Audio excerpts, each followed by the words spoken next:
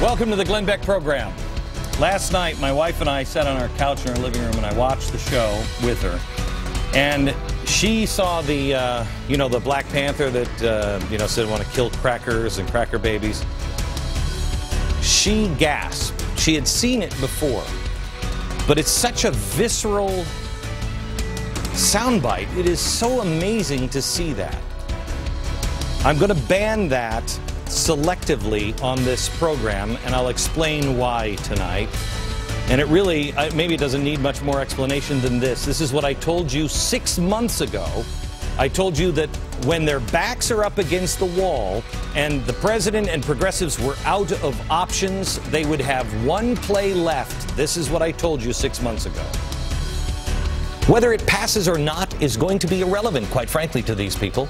It is exactly what they need. What's in the bill, it doesn't matter. The issue will be racism.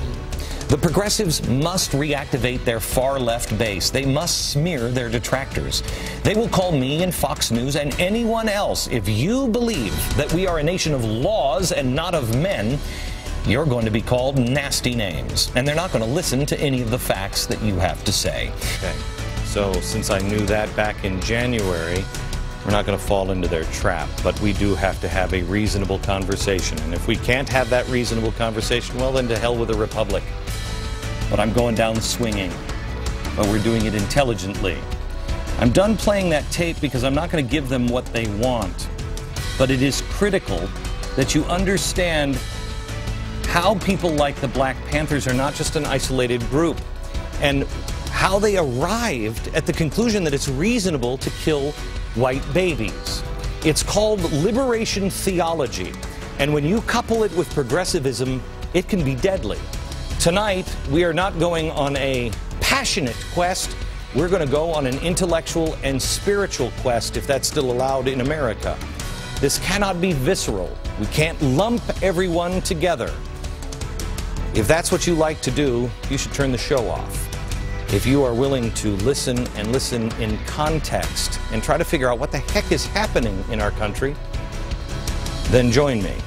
Tonight we're going to tell the mostly unknown, and most people avoid this part of it, the story of America. Come on.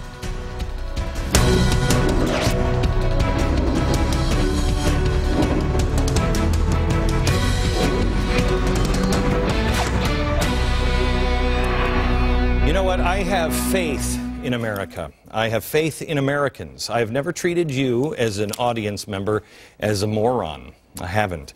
I think you're intelligent, and the day I start treating you like a moron or stop telling you what I really believe because it's too politically costly, I think we are going to be losing our republic. We just have to be measured and reasonable when we say it.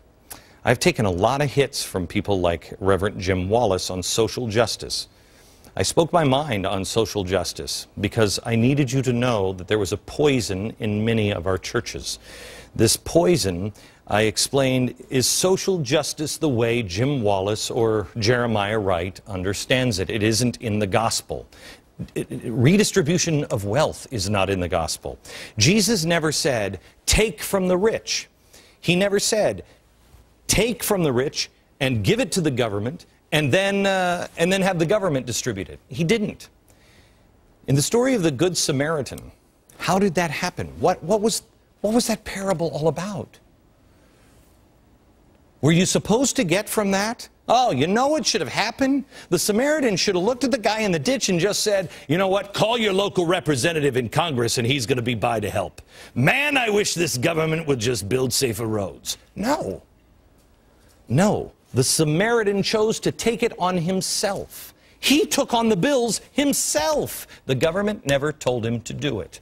Anything else is a perversion of Christianity and a perversion of the principles of God.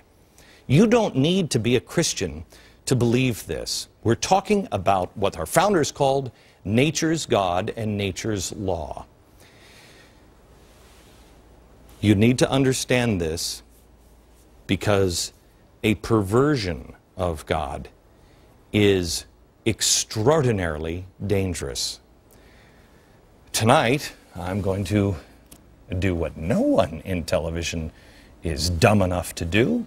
I'm going to take it a step further and count on my fellow Americans to listen as reasonable human beings. We're living in dangerous times, and unless we understand what people are saying and why they are saying it, how they arrived at those words, then too many Americans are going to be fooled. So here we go. In last week on this program, I showed seemingly intelligent people saying outrageous things about killing cracker babies. You got to kill a cracker baby because they're going to become an oppressor. Well, did anybody stop and think, how do you arrive at that? How does that come out of your mouth and you don't find it abhorrent? Nobody is born a monster. You are carefully trained. Tonight I'm going to show you. We're going to start with James Cone. He is one of the founding fathers of Liberation Theology. Now, I brought in Anthony Bradley. He is an associate professor of theology and ethics at King's College. He's the author of Liberating Black Theology. He is an expert on this. Anthony, I appreciate all your hard work today. Anthony has been working with the staff all day, and we have been doing our due diligence on this. Thank you very much. I'll come back to you in a minute, Anthony. I just wanted to introduce you to Anthony because I want you to know that I'm not just speaking out of the seat of my pants on this. I understand.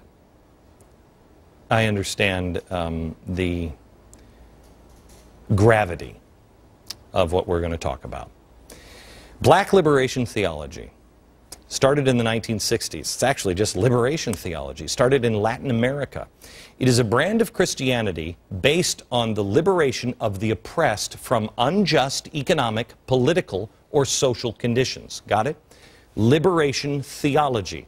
It centers around the idea that people are either in one camp or another. There's only two: the oppressor and the oppressed. Poverty, according to theology, this liberation theology, is because the poor are only poor because they are victims of the oppressor.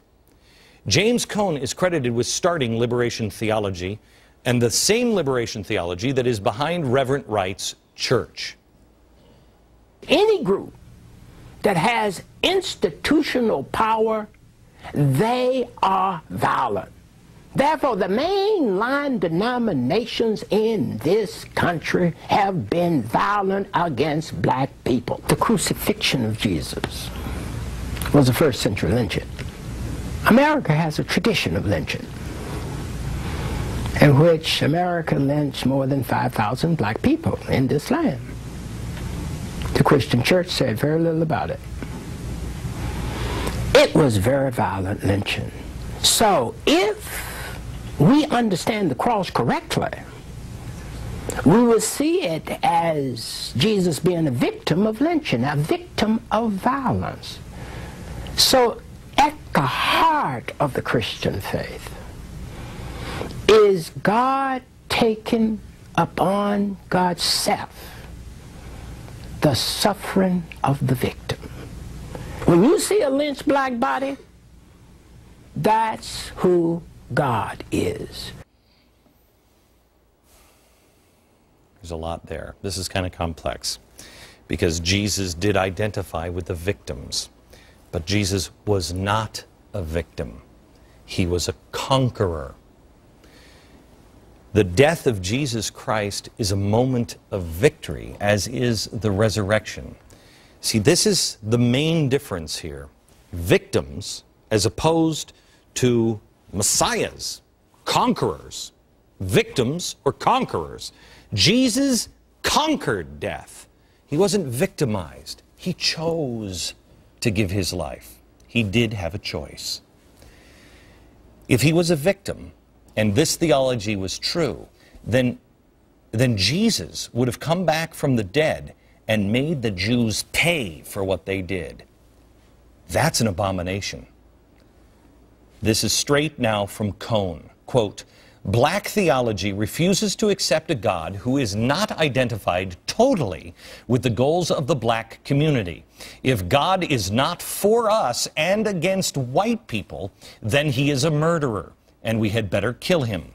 The task of black theology is to kill gods who do not belong to the black community. Okay, it gets worse from here. So how does a white person get salvation in that system, according to Cone? If the powerful in our society, the white people, if they want to become Christians, they have to give up that power and become identified with the powerless if you're going to be a Christian. You can't be identified with the powerful and also a Christian at the same time. The only way in which your repentance, your forgiveness can be authentic, your reception of it can be authentic, your repentance can be authentic, is that you give back what you took. And white people took a lot from black people.